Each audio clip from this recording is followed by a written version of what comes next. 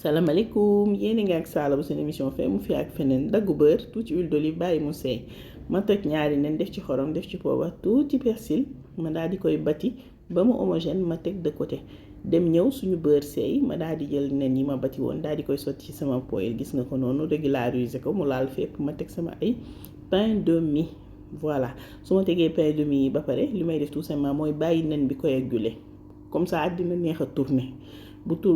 coagulé ba pare doo ko tourner noonu déedéet nii nga koy tourner voilà parce que beneen sens bi ma leen wax noonu soo leen ko tourner day tas mais nii gis nga da nga koy wëlbati facilement ma jël sama cheddar daal di teg relever samay nen ñu ñëw tëdd si ci kaw ma daal di def tuuti mayonnaise daal ci laal tuuti sauce burger daal di ciy teg beneen fromage teg ci tamit benn fromage burger daal di teg sama pain de mie di ko wëlbatiwaat gis nga ko ba mu doore suñu anka pare na pain de mie